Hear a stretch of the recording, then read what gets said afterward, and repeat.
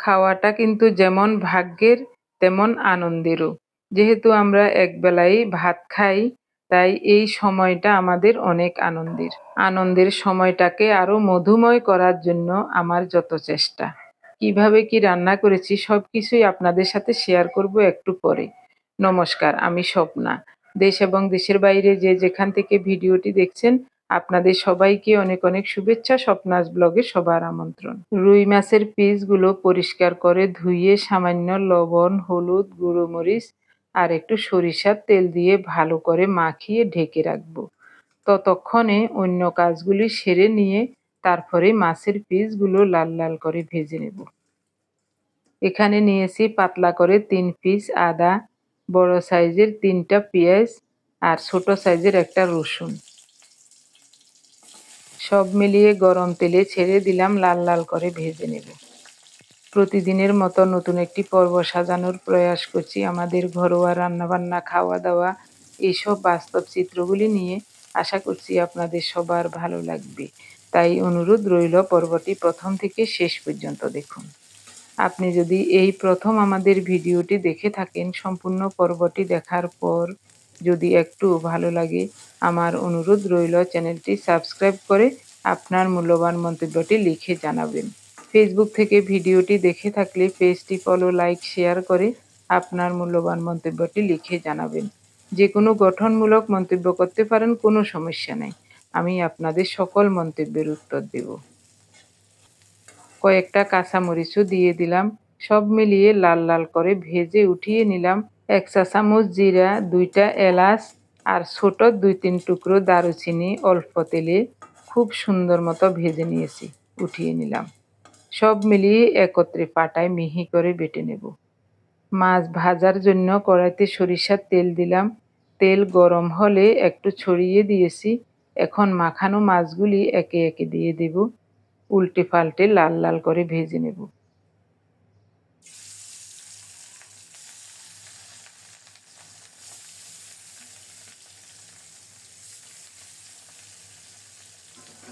মাছ ভাজা হতে থাক, এই সুযোগে আমি ভাজা মশলাগুলো বেটে নেব। আদা, রসুন, পেঁয়াজ, কাঁচামরিচ, জিরা, দারুচিনি, এলাচ সব মিলিয়ে একত্রে মিহি করে বেটে নেব। মশলা বাটা হয়ে গেছে। এদিকে মাছের এক পিঠ খুব সুন্দর মতো ভাজা হয়েছে, উল্টিয়ে দিলাম। ও পিঠটাও এরকম ভাজা হলেই উঠিয়ে নেব।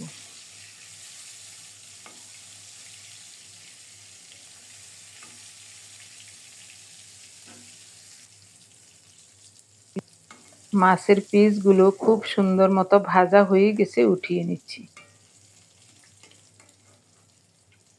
পেটির মাছ এমনিতেই তেলাক্ত থাকে, ভাজার সময় বেশি তেল টানে নাই, মনে হচ্ছে যেন তেল আরো বেড়ে গেছে।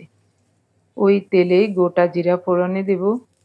একটা তেজপাতা ছিঁড়ে দিয়ে সাথে সাথে 1 মুঠো কুচানো পেঁয়াজ দিলাম।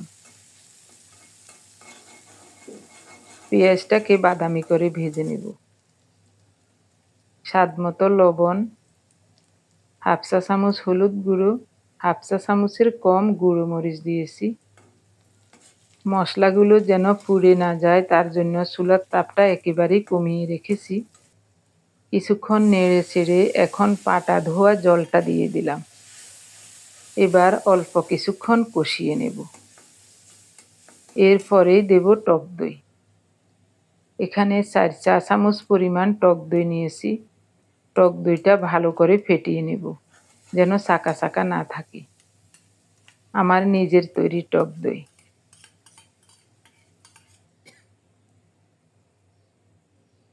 বাটি ধুয়ে সামান্য একটু জল দিয়ে দেব।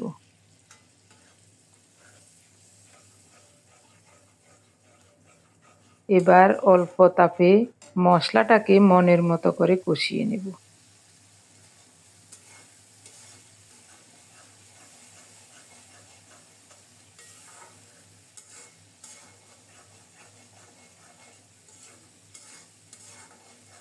কষানোতেই পেঁয়াজগুলো গলে গেছে মনে হচ্ছে।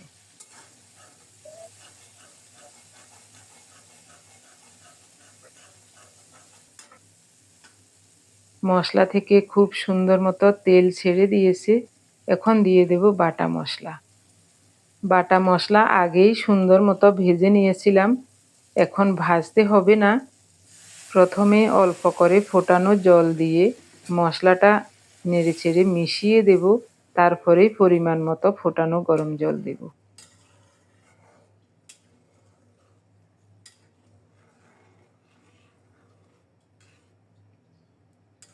এরকম ঘনত্বই থাক। মাছটা দিয়ে দেখি, যদি বেশি ঘন দেখা যায় তাহলে পরে আরেকটু সামান্য করে ফোটানো গরম জল দেব।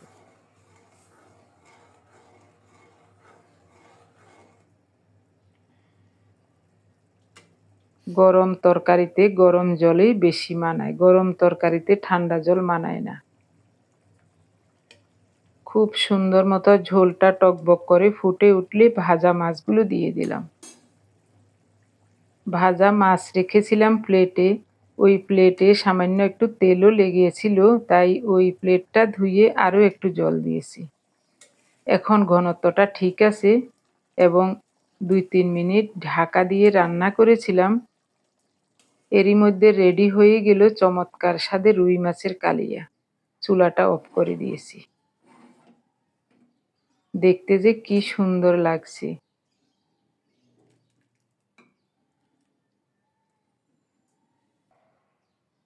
কড়াই থেকে সব টেনে নিয়ে নিলাম। পার্থর জন্য 1 পিস মাছ উঠিয়ে নেব।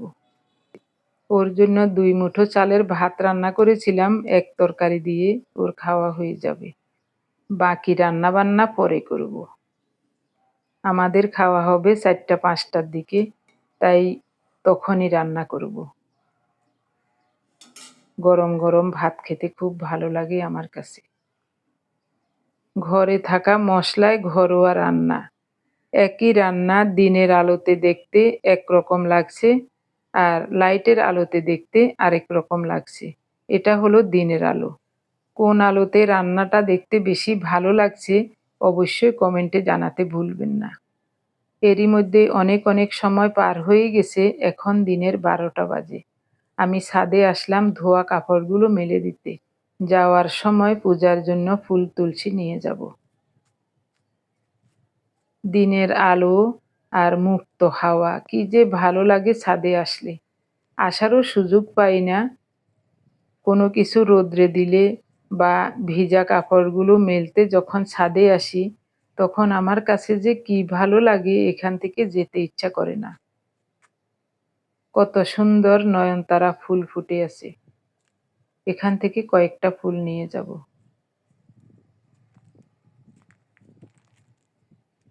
আজ কয়দিন বৃষ্টি হচ্ছে, তাই ছাদে জল জমে আছে। চারিদিকটা একটু দেখাই আপনাদেরকে, আমিও দেখি। বৃষ্টিস্নাত বাড়িঘরগুলো কি সুন্দর লাগছে। গাছের সবুজ পাতাগুলো চকচক করছে। একটা ধুলাবালি নাই। আজ কয়দিন থেমে থেমে দিনে রাতে অনেক বৃষ্টি হয়েছিল। এখনো আকাশে মেঘ আছে, তবে আজ মনে হচ্ছে বৃষ্টি হবে না। তার জন্যই সরিষাগুলো ধুয়ে ওই সাইডে দিয়ে আসলাম। ছাদের এইসব গাছগুলো যেন বৃষ্টির জল পেয়ে প্রাণ ফিরে পেয়েছে। কত সুন্দর, কত সবুজ হয়ে আছে। বাসায় এসে পূজা আহ্নিক সেরে নিয়েছি। এখন দিনের 1টা বাজে। কোল্ড প্রেস কোকোনাট অয়েল তৈরির জন্য গতকাল ছোট সাইজের 2টা নারিকেলের দুধ বের করে ওই দুধটুকু 4টা গ্লাসে ভাগ করে রেখে দিয়েছি। এখন দেখুন তেলটা উপরে জমে গেছে আর জলটা নিচে পড়ে আছে। তো এখন আমি তেলগুলো উঠিয়ে নেব। এটার আরও কাজ আছে। এই তেলগুলো আবার একটু দইয়ের মতো ফেটিয়ে 10-12 ঘন্টা নরমাল তাপমাত্রায় রাখতে হবে। তারপরেই তেল আর জল আলাদা হয়ে যাবে। এরপরেই ফ্রিজে নরমালে রাখলে 5-10 মিনিটের মধ্যেই উপরে খাঁটি তেলটা জমে যাবে। বাকি কিছু জলীয় অংশ থাকে, ওটা নিচে পড়ে থাকবে। 4টা গ্লাস থেকে তেলটা ভালো করে উঠিয়ে নিয়ে এভাবে একটু ফেটিয়ে ঢেকে রেখে দেব 10-12 ঘন্টার জন্য। এরপরেই ফ্রিজের নরমালে রাখবো। তখন তেলটা উপরে জমে যাবে আর জলটা পড়ে থাকবে, জলটা তখন ফেলে দেব। এবার দেখুন নারিকেলের দুধটা দিয়ে কি করি। এভাবে নারিকেলের দুধ রেখে দিয়ে এটা দিয়ে কতবার চিংড়ি মাছের মালাইকারিও করেছি, বিভিন্ন রান্নাতেও ব্যবহার করেছি। আজ পিঠা তৈরি করব। দুধটা ভালো করে ফুটে উঠলে চিপে রাখা নারিকেলগুলো দিয়ে দিলাম। 2টা নারিকেল কুড়িয়ে কুসুম গরম জল দিয়ে ব্লেন্ডারে একটু ঘুরিয়ে নিয়েছিলাম। এরপরে ব্লেন্ড করা নারিকেল পরিষ্কার কাপড়ের উপর নিয়ে চিপে দুধটা আলাদা করে এখন অয়েলটা উঠিয়ে নিলাম। আর চিপে রাখা সেই নারিকেলটা আবার দুধের সাথে মিশিয়ে এখন শুকনো আতপ চালের গুঁড়ো দিয়ে খুব সুন্দর মতো একটা মণ্ড তৈরি করে নেব। এটা দিয়ে গোল্লা পিঠা বানাবো। এটাকে অনেকে মেরা পিঠাও বলেন, আবার কেউ কেউ ছাইয়া পিঠাও বলেন। তো আমরা সাধারণ মানুষ গোল্লা পিঠাই বলি। ওভেনের উপর কিছু চালের গুঁড়ো পড়েছিল, ওটা মুছে ফেলে দিলাম। মণ্ডটা একটু ঠান্ডা হলে জায়গাটাকে ভালো করে মুছে নিয়েছি। এবার ছোট ছোট করে গোল্লা পিঠা বা মেরা পিঠাগুলো তৈরি করে নেব। এরপরে ভাপে সিদ্ধ করব। পিঠার মণ্ড তৈরি করার সময় স্বাদমতো লবণ দিয়েছিলাম। এভাবে করে সবগুলো পিঠা তৈরি করে ভাপে বসিয়ে দিয়েছি আরও আগে। পাতিলের মুখে পরিষ্কার কাপড় বেঁধে পরে ফোটানো গরম জল দিয়ে পিঠাগুলো দিয়ে দিলাম। এরপরে চুলার তাপটা কমিয়ে ঢেকে দিয়েছিলাম। 10 মিনিটের মধ্যেই পিঠাগুলো কত সুন্দর মতো সিদ্ধ হয়ে গেছে দেখুন। এখানে চালের গুঁড়ো কম এবং নারিকেল বেশি হওয়াতে পিঠাগুলো ভিতরটা যেন স্পঞ্জি হয়েছে, দেখতেই ভালো লাগছে। খুব সুন্দর ঘ্রাণও বের হয়েছে। নারিকেলের স্বাদ ঘ্রাণ সবই আছে, শুধু তেলটা নাই। তেলটাও পুরাপুরি উঠাই নাই, কিছুটা তেলও রয়ে গেছে। এই দেখুন ভিতরটা কিরকম ফাঁপা ফাঁপা লাগছে। আমি খাবো খেজুরের ঝোলা গুড় দিয়ে।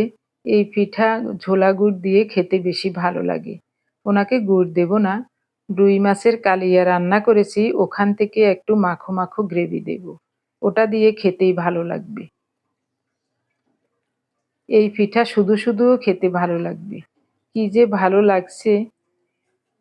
পিঠাগুলো তৈরি করে ভাপে বসিয়ে দিয়ে হলুদ বেটে আমরা দুজন হলুদ চা খেয়েছি, এখন পিঠা খাচ্ছি। এটাই আমাদের ব্রেকফাস্ট। আমার জন্য একটু মাছের কালিয়ার মাখো মাখো ওই ঝোলটা নিলাম, দেখি কেমন লাগে। হ্যাঁ, খুব চমৎকার লাগছে খেতে। খাওয়া দাওয়া শেষে সব কিছু ধুয়ে মুছে পরিষ্কার করে আবারও রান্নাঘরে আসলাম।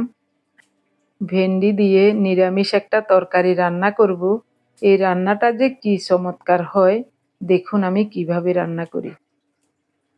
অনেক অনেক বছর আগে আমার এক প্রিয় দিদি আমাকে এই রান্নাটা শিখিয়েছিলেন।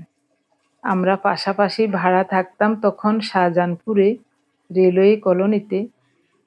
ওই দিদির সাথে আমাদের ভালো সম্পর্ক ছিল।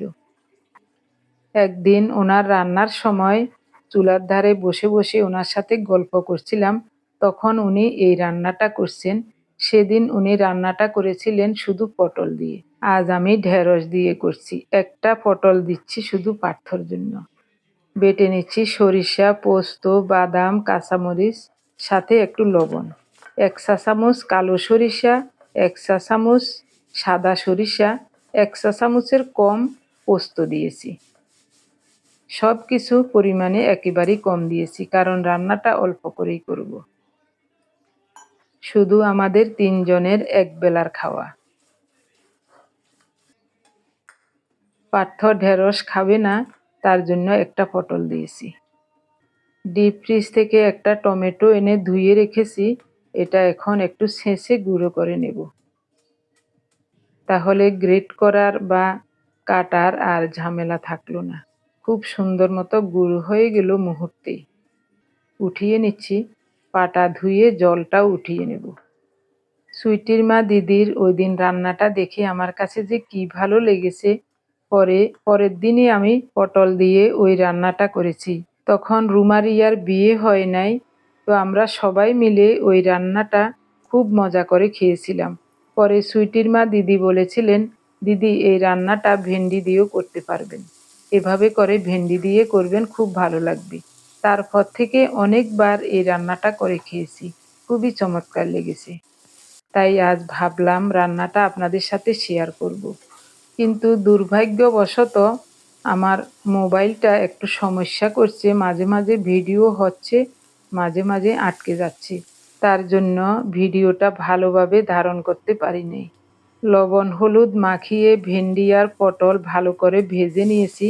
তারপরে আরও একটু তেল দিয়ে কালো জিরা ফোড়নে দিয়ে প্রথমে টমেটোটা দিয়ে দিলাম। টমেটো কিছুক্ষণ কষিয়ে নিয়ে অল্প একটু হলুদ, এর সাথে সাথে সর্ষে পোস্ত বাটাটাও দিয়ে দিলাম। তারপরে অল্প কিছুক্ষণ নেড়েচেড়ে ফোটানো গরম জল দিয়ে ঝোলটা ভালো করে ফুটে উঠলেই ভাজা ভেন্ডি আর পটল দিয়ে দিলাম। স্বাদমতো লবণ দিলাম। স্বাদের ব্যালেন্সটা ঠিক রাখার জন্য সামান্য করে একটু গুড় দিচ্ছি। এখানে চিনিও ব্যবহার করা যায়, হাফ চা চামচ পরিমাণ চিনি দিলেও হয়, তো আমি চিনির পরিবর্তে গুড় দিয়েছি। যেহেতু বাটা মশলাতে লবণ আছে আর ভেন্ডি পটল ভাজাতেও একটু লবণ দিয়েছিলাম, তাই দেখে শুনে পরে সামান্য করে একটু লবণ দিয়েছি। রান্নাটা খুব সুন্দর মতো হয়ে গেছে, ঝোলটা এরকমই থাক, নামিয়ে নিলাম। ওদিকে ভাতও হয়ে গেছে, ভাতের মাড়টা ঝরিয়ে নিচ্ছি। সেই সকাল থেকে এই পর্যন্ত একবার রান্নাঘরে আসছি, একবার ঘরের কাজ করছি, আবার রান্নাঘরে আসছি, এরকম করতে করতে দিনও প্রায় শেষ। এখন আমাদের জন্য খাবার বেড়ে নিচ্ছি। একেবারে ধোঁয়া ওঠা গরম গরম ভাত, সাথে থাকবে চমৎকার স্বাদের ভেন্ডির এই নিরামিষ তরকারিটা। এটা যে গরম ভাতে খেতে কি মজা লাগে, একবার এভাবে রান্না করে না খেলে বুঝতেই পারবেন না। তবে রান্নাটা একেবারেই সহজ, শুধু একটু বুঝে শুনে আমি যা যা উপকরণ দিয়েছি সব কিছু পরিমাণ মতো দিয়ে রান্না করলেই দারুণ একটা তরকারি। শুধু এটা দিয়েই ভাত খেতে ইচ্ছা করবে। আমি যে কতটা বোকা, ছোট একটা চা চামচ দিয়ে মাছের কালিয়াটা নিচ্ছি। চা চামচটা বাটিতেই ছিল, পার্থ বলেছিল একটু গ্রেভি দিতে, ওকে একটু গ্রেভি দিয়েছিলাম, ছোট চা চামচ দিয়ে ওই চামচটাই রয়ে গেছে। ছোট চামচ দিয়ে নিচ্ছি বোকামি করে, তার জন্য দেখতে ভালো লাগছে না, বড় চামচ দিয়ে নিলে দেখতে অবশ্যই ভালো লাগতো। দিনে একবারেই আমরা এ ধরনের খাবার খাই, তাই খাবারটা বেড়ে নিয়েছি। বসে বসে দুজনে গল্প করতে করতে মজা করে খাবারটা খাবো। মাছের কালিয়া রান্না করেছি সেই সকালবেলায়, ভাত আর ভেন্ডির তরকারিটা রান্না করেছি এইমাত্র। সেই সকালবেলায় ভাত রান্না করলে ভাতগুলো ঠান্ডা হয়ে যায়, তাই এইমাত্র ভাত রান্না করলাম, গরম গরম খুব ভালো লাগবে খেতে। শাহজাহানপুর আসিলাম যে আমরা কত বছর আগে, এই রান্না এটা সুইটির মার কাছে তুমি শিখছি। সুইটির মা কইছে ভেন্ডি দিয়ে আর দিয়ে ভেন্ডি দিয়ে এইভাবে রান্না করা যায়, পটল দিয়েও রান্না করা যায় এই তরকারিটা। ভালো লাগে না?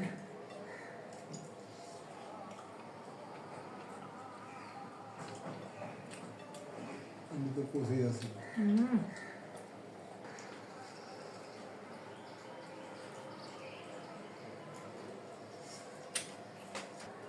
খুব দারুণ হয়েছে। চমৎকার।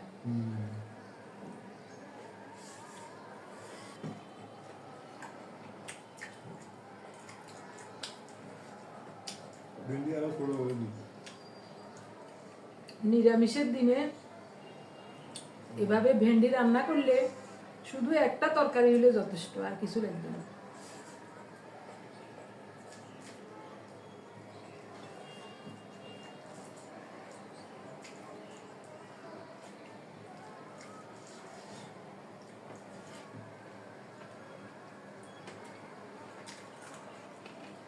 ঢেঁড়সগুলো ছোট, এই কারণে আর কাটিনি।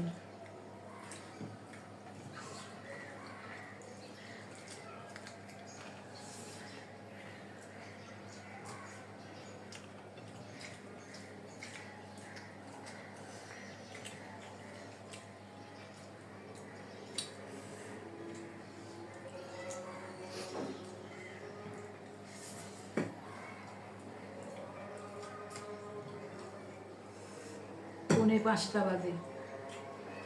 আমার প্রিয় ভাই বোন বন্ধু স্বজন, আপনারা যারা প্রতিনিয়ত ভালোবেসে আমাদের ভিডিওগুলি দেখে যাচ্ছেন এবং ভিডিও দেখে সুন্দর ও গঠনমূলক কমেন্টস করে আমাকে কাজ করার শক্তি এবং সাহস জুগিয়ে যাচ্ছেন, আমি আপনাদের সবাইকে জানাই অজস্র অজস্র ধন্যবাদ, অভিনন্দন এবং কৃতজ্ঞতা। শুধু ভেন্ডি দিয়েই 1 প্লেট ভাত খাওয়া হয়ে গেল, আরও একটু ভাত নিলাম।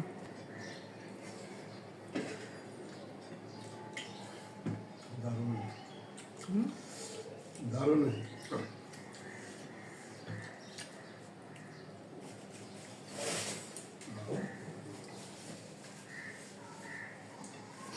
মশলাপাতি ভেজে বেটে রান্না করতে হয়তো একটু ঝামেলার মনে হয়েছে, তবে মাঝে মাঝে এই ধরনের ঝামেলা করি, একটু মজা করি খাওয়াও কিন্তু প্রয়োজন।